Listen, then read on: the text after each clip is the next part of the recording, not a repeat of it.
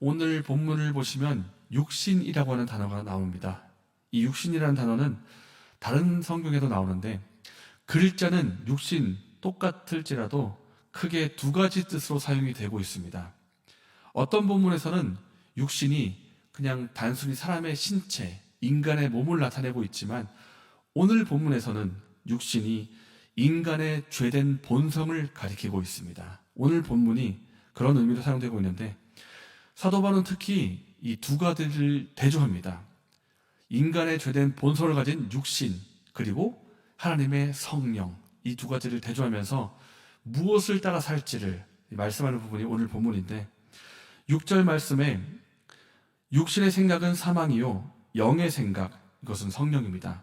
영의 생각은 생명과 평안이라 이렇게 말하고 있고 8절에 육신 있는 자들, 죄된 본성을 따라 사는 자들은 하나님을 기쁘시게 할 수 없다 이렇게 말하고 있습니다.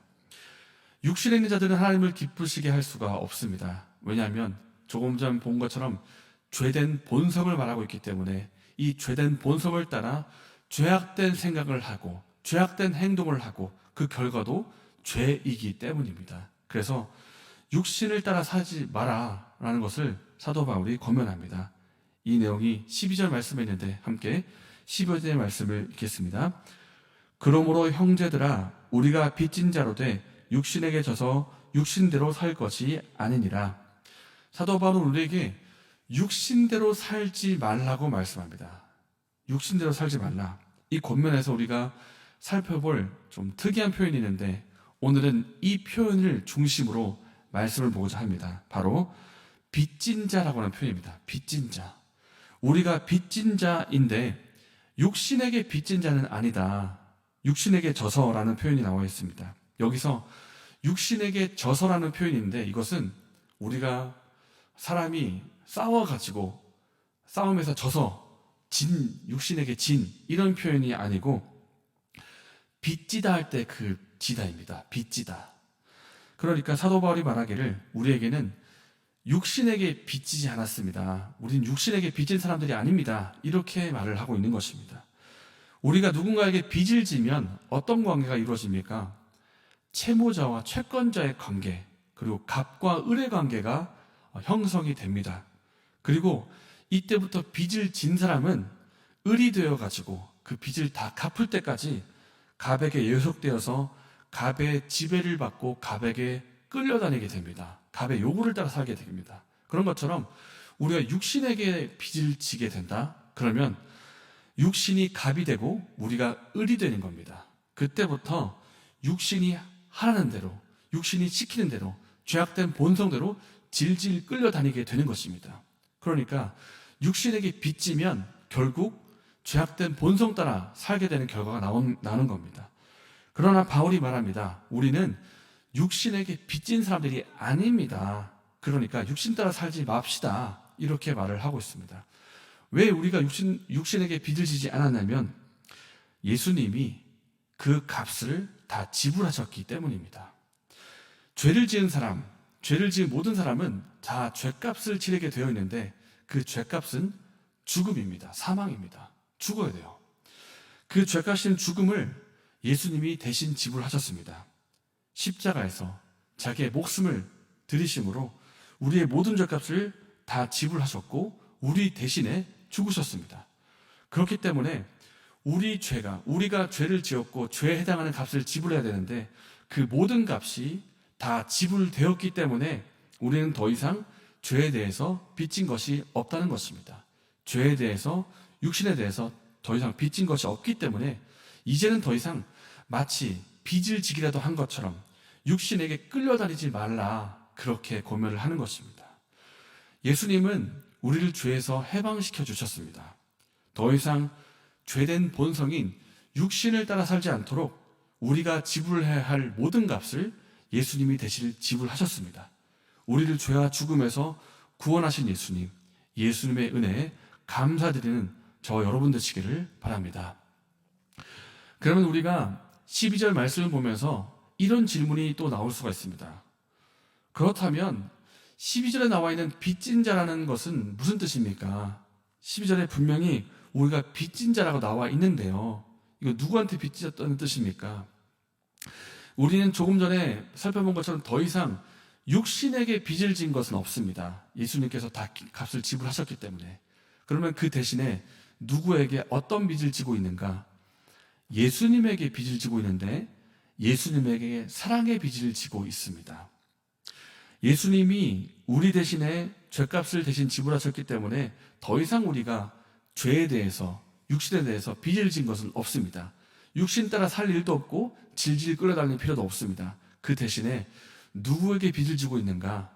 우리 대신 목숨을 지불해 주신 예수님에게 사랑의 빚을 지고 있는 것입니다. 예수님이 우리에게 사랑을 베푸셨기 때문에. 그래서 우리가 빚진 자입니다. 예수님에게 사랑의 빚을 지고 있는데 예수님이 조금 전에 채권자, 채무자의 관계처럼 빚을 졌다면 빚을 갚아야 되겠죠. 뭔가 갚을 의무가 있습니다. 그런데 예수님께서 우리에게 어떤 의무를 지어주셨는가 하면 이렇게 말씀하십니다.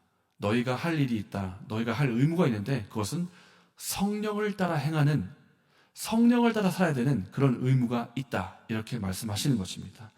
예수님이 우리에게 마치 너 빚졌으니까 돈 갚아. 너 액수 채워. 내가 너에게 감당할 수 없는 이자를 지울 테니까 지금부터 고통하면서 빚을 갚아라.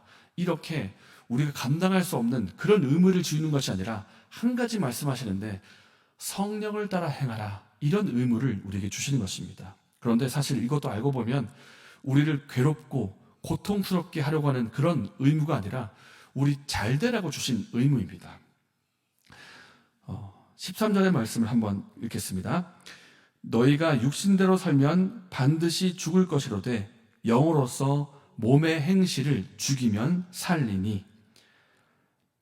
사도 바울은 우리에게 의무를 말해주고 있는데 성령으로서 몸의 행실을 죽이라는 그 의무를 우리에게 말하고 있습니다.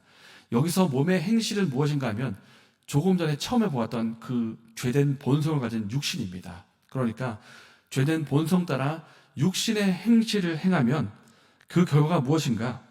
더럽고 술 취하고 방탕하며 속이고 분쟁을 일으키고 시기하고 당을 짓고 원수 만들고 그리고 우상 숭배하는 그런 죄된 결과가 나오는 것입니다.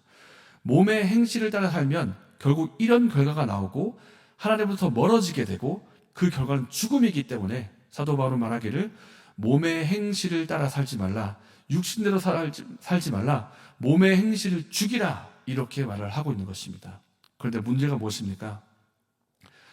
육신대로 살지 말아야 되는데 몸의 행실을 죽여야 되는데 이것이 우리 힘으로 안 된다는 것입니다. 우리 힘으로 잘 안 되고 오히려 우리는 죄된 본성을 따라 살기가 쉽고 죄를 지기가 쉽고 그런 모습이 우리에게 있는 것입니다. 우리 힘으로 안 됩니다. 어제 본문이죠. 내가 원하는 바 선은 행하지 아니하고 도리어 원하지 아니하는 바 악을 행하는도다. 오라, 나는 공고한 사람이다. 누가 나를 이 몸에서 건져내랴. 이런 고백이, 탄식이 나오는 것입니다.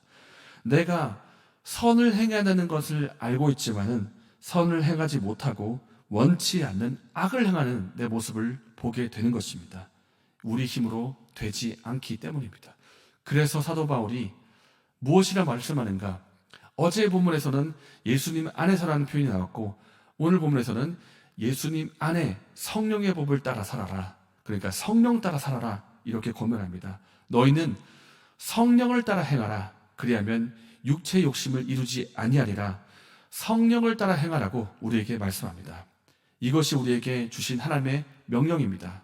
너희가 예수님으로부터 사랑의 빚을 졌는데 너희가 할 의무가 무엇인가? 그것은 성령을 따라 행하라는 의무이다. 이렇게 말하고 있는 것입니다. 사실 알고 보면 이 의무도 우리 잘 되라고 주신 의무입니다. 왜냐하면 생명을 얻되 더 풍성히 얻을 수 있도록 주신 의무이기 때문입니다. 성령은 어떤 분이신가? 우리로 하여금 친히 하나님을 아빠, 아버지라고 부를 수 있게 하시는 분이십니다. 성령은 어떤 분이신가? 우리가 하나님의 아버지의 사랑받는 자녀가 되었다는 것을 친히 증거하시는 분이십니다. 또 성령은 우리가 예수님과 함께 상속자가 되어서 하나님의 나라를 상속받게 하시는 분이십니다. 그리고 성령은 몸의 행실을 죽이게 하시고 하나님의 뜻을 살 수 있도록 능력과 은혜를 공급하시는 분이십니다. 이 성령이 그러한 분이신데, 그러니까 성령을 따라 행하라 라고 의무를 주신 의무는 우리 잘되러가 주신 의무인 것입니다. 잘되라. 너희가 성령을 따라 살아서 이런 은혜를 누리기를 바란다 하면서 주신 의무인 것입니다. 그러므로 사랑하는 여러분, 우리가 성령을 따라 살기를 원합니다. 육신에게 빚진 것이 없음에도 불구하고 지금까지 우리가 육신을 따라 끌려다녔다면 그 지난날의 모습을 회개하고 돌이키기를 원합니다. 이제는 성령을 따라 살아갑시다. 우리에게 생명을 주시는 성령, 하나님의 자녀가 되게 하시는 성령, 하나님의 나라를 받아 누리게 하시는 이 성령을 따라 살기를 원합니다. 이러한 은혜가 저와 여러분에게 있기를 바랍니다. 이 시간 말씀을 생각하면서 기도하겠습니다. 우리가 지금까지 죄된 본성과 육신을 따라 살아왔다면 이제는 그것을 버리게 하여 주시고 성령 따라 살게 하여 주셨소서. 이렇게 기도하시고 내일에 있을 예배를 잘 준비하고 하나님의 은혜를 받아 누리는 예배될 수 있도록 해달라고 기도하시고 개인적인 점으로 기도하시고 자유롭게 돌아가시겠습니다.